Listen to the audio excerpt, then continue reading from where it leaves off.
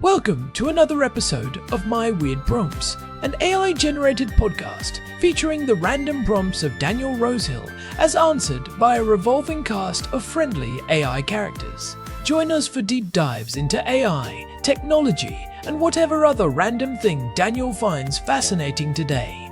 Subscribe on Spotify or your favorite podcatcher. Now, today's episode. This episode was generated using artificial intelligence. Please verify facts. Hey Herman and Corin. So in quite a number of our episodes, we have touched upon the concept of command and control, or C2 in military jargon, in the context of airborne command and control. Even in my rambling episodes or prompts about I love the multi-monitor setups and the UTC, the Zulu and local clocks, and sometimes when I put those into Google Images to try to print off some workspace inspiration, you find these photographs from what are called military command and control rooms, and that's kind of, I think, what a lot of people have in their mind when we're thinking about what command centers are in the military or what a command looks like. We think about those kind of almost slightly lazy Hollywood depictions in which someone is depicted wearing a headset, like the one I'm wearing currently. How's the audio, guys? And they're speaking into, the room is surrounded with screens. They're looking at a drone feed, and they're speaking to someone watching and observing the mission. And it always creates, I guess, an interesting image. It depicts a kind of very top-down military in which a very detached upper brass is just sitting there in the relative comfort of a high-tech room with all these screens and just kind of giving directives to their people on the ground. I think that's one kind of feel I get from those cinematic depictions. But it seems to be a very big thing when we're talking about. You see it mentioned all the time. I think in a previous episode, I mentioned one of the things that struck me from the media coverage around Israel's war in the Gaza Strip was how, and other fronts like the Hezbollah front, how commonly you see these things mentioned in media reports without really thinking, what does that mean? So many times you hear Israel saying that they found a Hamas command center under a hospital or something like that, and likewise in Lebanon. And you kind of think to yourself, the Gaza Strip is a pretty small place. Hamas's unapologetic aim is the destruction of Israel. Do they really need more than one of these command centers? I mean, how hard can it be to just do that? But it seems to be something that all militaries, whether we're talking about conventional armies or paramilitaries, see immense value in. So I'd love to talk about that, Herman and Corin.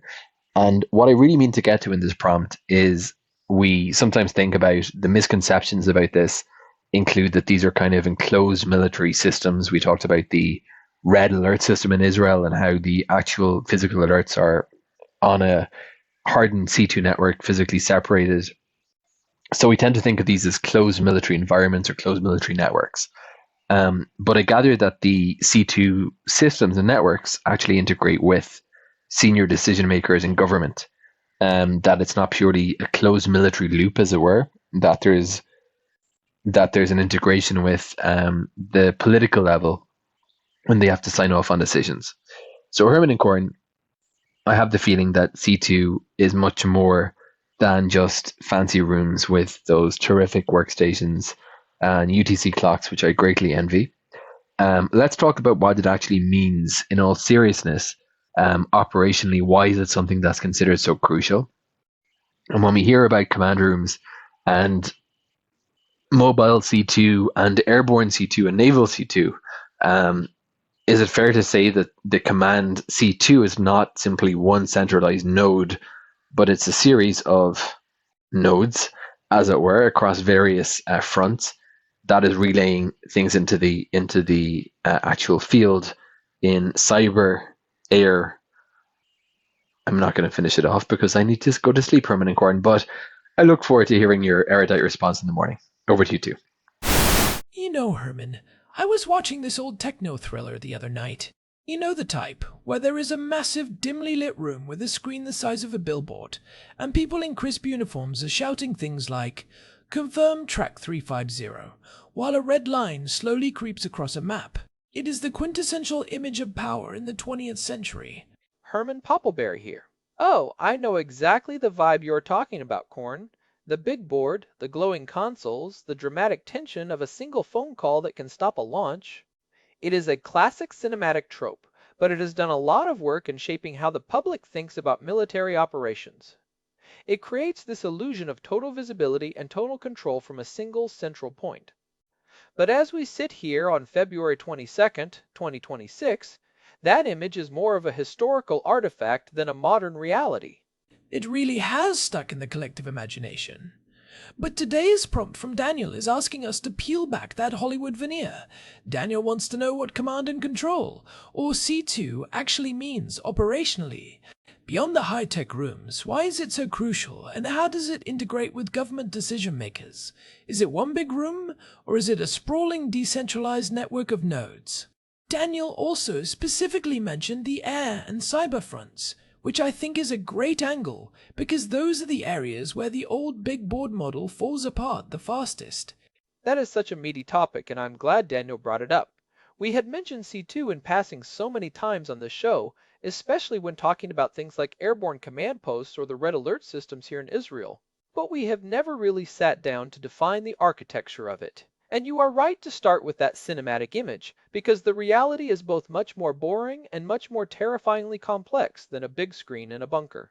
In fact, if you walked into a modern command node today, you might just see a bunch of people in a nondescript office looking at tablets and ruggedized laptops. Well, let us start with the basics then. If I am a commander in the field or a prime minister in a cabinet room, what am I actually doing when I am exercising command and control? What is the functional definition? At its simplest, command and control is the exercise of authority and direction by a properly designated commander over assigned and attached forces in the accomplishment of a mission. But that is the textbook definition you would find in something like Joint Publication 3-0. Operationally, I like to think of it as the nervous system of a military. Command is the brain, the part that makes the decisions, sets the goals, and weighs the moral consequences. Control is the feedback loop, the nerves that tell the brain where the hands are, how much pressure they are applying, and whether the fire is hot. So command is the authority, and control is the mechanism. Exactly. Command is about the who and the why. It is human-centric. It involves leadership, vision, and the legal authority to send people into harm's way. You cannot automate command, at least not in any ethical or legal framework we currently have in 2026, because it requires judgment and accountability. If a mission goes wrong, an algorithm cannot stand before a tribunal. Control, on the other hand, is more technical. It is about the how and the when. It is the systems, the radios, the data links like Link 16 or the newer model, the procedures, and the organizational structures that allow a commander to see the battlefield and ensure their orders are being carried out. I like that distinction. It makes it clear why people get obsessed with the rooms and the screens. Those are the control part. But the command part is often just a person making a very difficult choice based on incomplete and often contradictory information. Precisely. And that leads us to one of the most important concepts in C2, which is the OODA loop. Observe, orient, decide, act. It was developed by Colonel John Boyd, a fighter pilot, and it is the heartbeat of any command system. You observe what is happening through your sensors. You orient yourself to that information by filtering out the noise and understanding the context. You make a decision, and you act. The goal of a good C2 system is to cycle through that loop faster than your opponent. This is what military theorists call decision superiority. If you can make decisions and execute them quicker than the other guy can react, you have effectively paralyzed them. You are acting in their future. So, when Daniel asks why it is so crucial, the answer is basically speed and coherence. Without C2, you just have a bunch of people with guns doing their own thing. Right. Without it, an army is just a mob. C2 turns individual units into a single coordinated instrument. It is what allows a tank company on the ground, a fighter jet in the air, and a cyber team in a basement 1,000 miles away to all work toward the same objective at the exact same moment. If you lose C2, you lose the ability to synchronize. You become reactive instead of proactive. You are fighting 5 separate wars instead of one unified campaign. Okay, so let us talk about that integration Daniel mentioned. The link between the military C2 and the government decision makers. In a democracy, the military is subordinate to civilian leadership. How does that actually look in practice? Because I imagine the Prime Minister or the President is not looking at individual drone feeds, right? Or are they? Well, that is where it gets interesting and sometimes a bit contentious.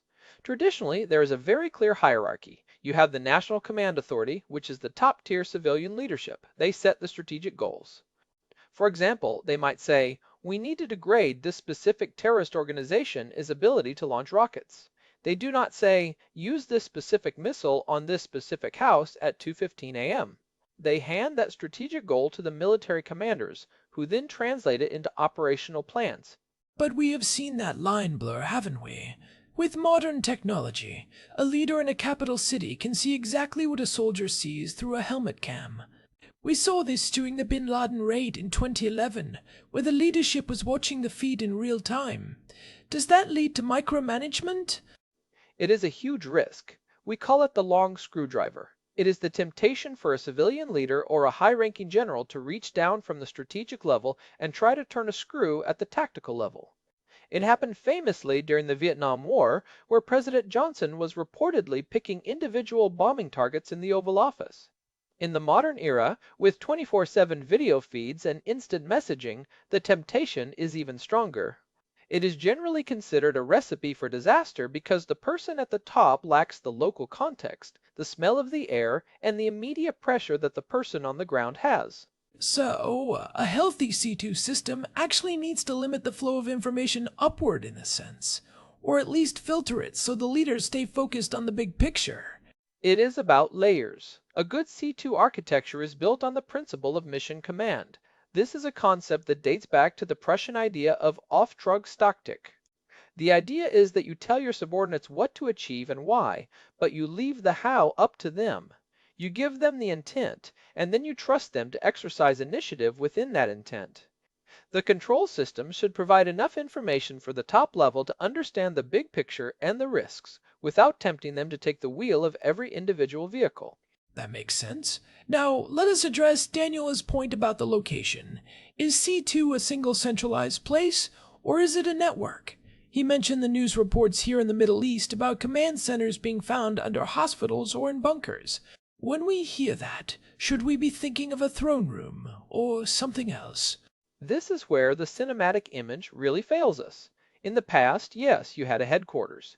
It was a tent or a building where the general sat. If you destroyed that building, the army was decapitated. But modern C2 is moving, or has already moved, toward a distributed, node-based model. Think of it more like the internet and less like a single desktop computer. So, if you knock out one node, the rest of the network just routes around it? That is the goal. For a group like Hamas or Hezbollah, which Daniel referenced, their C2 has to be incredibly decentralized because they are fighting an asymmetric war against a much more powerful air force. Their command centers might be a series of interconnected tunnels, but those tunnels are not just for hiding. They are for communication. They might have fiber optic lines buried deep underground connecting different cells. So, when the military says they found a command center, they might mean they found a hub where several of those communication lines meet, or a place where a local commander was coordinating a specific sector. It is not necessarily a room with a big map, it might just be a room with 3 guys, 4 encrypted phones, and a laptop. It is less about a grand hall and more about a server rack and some radio equipment. Exactly.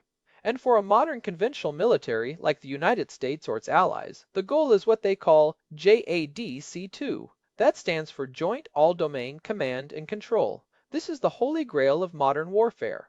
The idea is that every sensor, whether it is a satellite in low Earth orbit, a drone at 30,000 feet, a soldier's binoculars on a ridge, or a naval radar on a destroyer, is a node on a single massive network. And every shooter, whether it is an artillery battery, a fighter jet, or a cyber weapon, can receive data from any of those sensors in near real time. That sounds like a massive technical challenge. You are talking about petabytes of data moving across vastly different platforms that were probably built by different contractors who do not like sharing their code. It is the ultimate engineering challenge of our time. You have to deal with latency, bandwidth limitations, and of course, the fact that the enemy is trying to jam, spoof, or hack your signals. This is why Daniel mention of the air, and Cyberfronts is so spot on. In the past, C2 was mostly about land and sea. But now, the cyber domain is the backbone of C2. If your network is hacked, your command and control evaporates. You are blind and deaf. And the air domain provides the relay, right? We have talked about the E3 Sentry, the AWACS planes. They are basically flying C2 nodes. Right, they are high-altitude hubs that can see for hundreds of miles and coordinate the air battle, but even those are becoming vulnerable. In a high-intensity conflict against a peer adversary, those big, slow AWACS planes are the first things that get targeted by long-range missiles. So now, we're looking at distributed satellite constellations like the Space Development Agency is proliferated, warfighter space architecture, or even mesh networks where every individual aircraft and vehicle acts as a mini relay for everyone else. If you lose the big command plane, the network stays alive because the data is hopping from drone to fighter jet. It is a cloud-based war, essentially. It really is. The command center is no longer a place you can point to on a map and say, there it is. It is a function that exists across the entire network. It is ubiquitous and nowhere at the same time. That is a fascinating shift. But I want to go back to the human element for a second. If the system is this distributed and data heavy, what does that do to the decision maker? We talked about the OODA loop. Does the sheer volume of data make the orient and decide parts harder? I mean, if I have 10,000 sensors telling me 10,000 different things, how do I not just freeze up? That is the big debate in military circles right now. It is called information overload or cognitive overmatch. If a commander has 1,000 data points screaming for attention, they might experience analysis paralysis. This is where artificial intelligence is being integrated into C2, not to make the command decisions, but to handle the control side. We are seeing the rise of AI agents that can filter the noise, highlight the most important threats, and suggest the best ways to cycle through that loop. So the AI is like a superpowered chief of staff. Precisely. It organizes the information so the human commander can exercise that judgment we talked about. But here is the catch, and this is something people often miss. The more complex your C2 system becomes, the more vulnerable it is to what we call the fog of war. In episode 412, we talked about how simple systems are often more resilient. If your entire command structure relies on a high-speed satellite data link, and that link goes down because of a solar flare or a cyber attack, do your soldiers know what to do? That brings us back to the mission command philosophy you mentioned.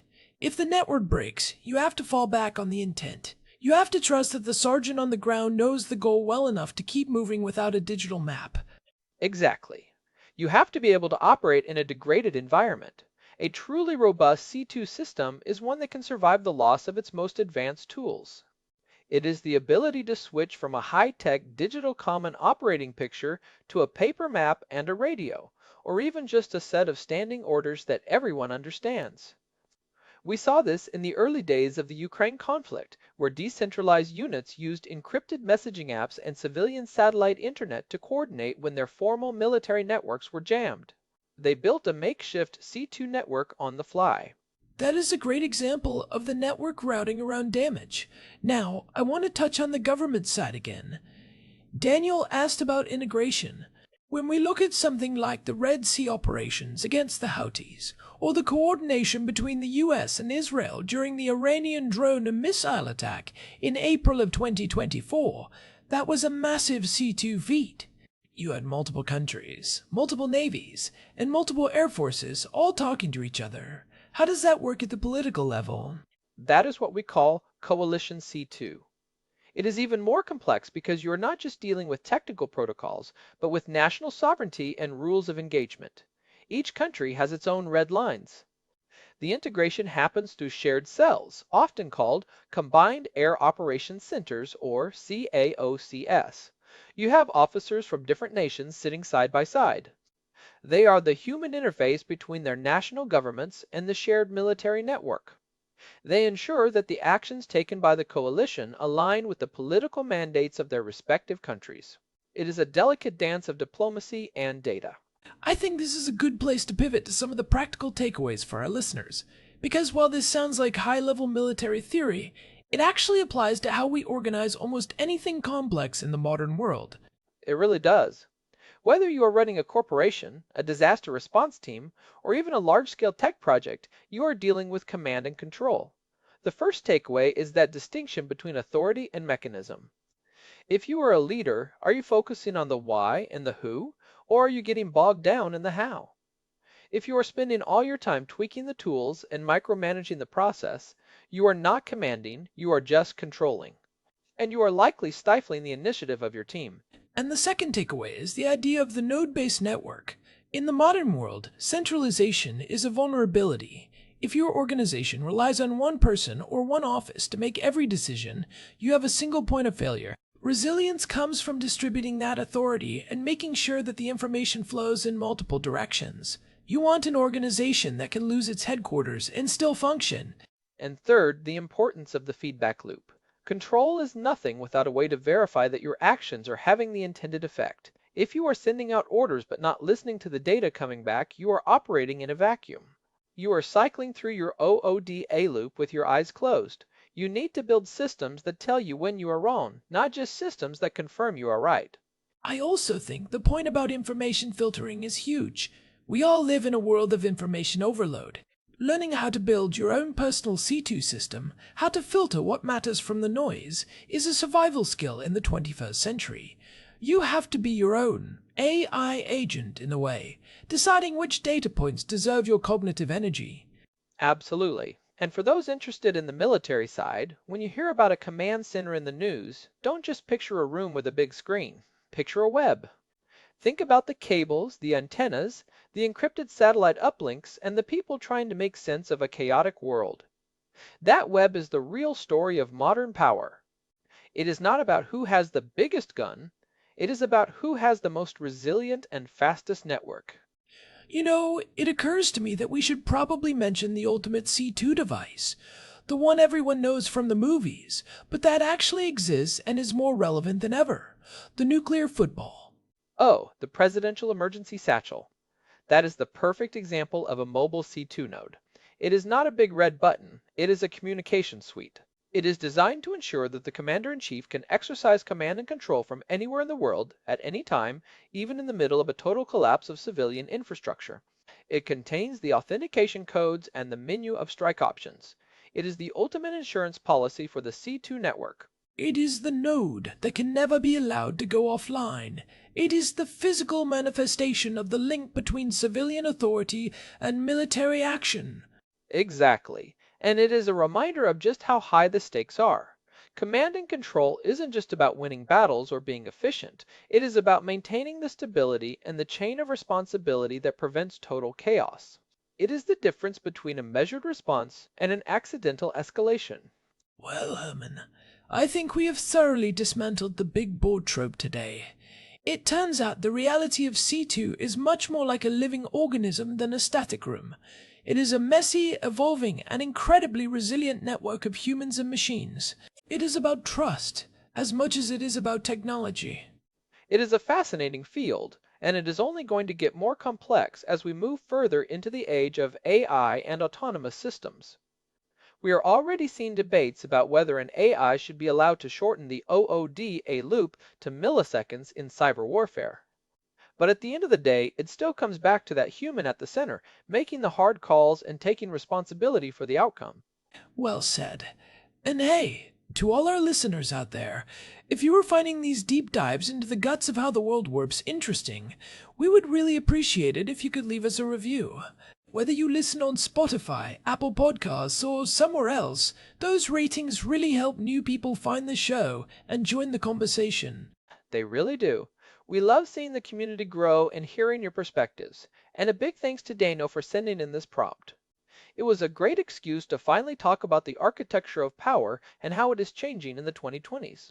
Definitely. You can find all our past episodes, including the ones we referenced today, at myweirdprompts.com.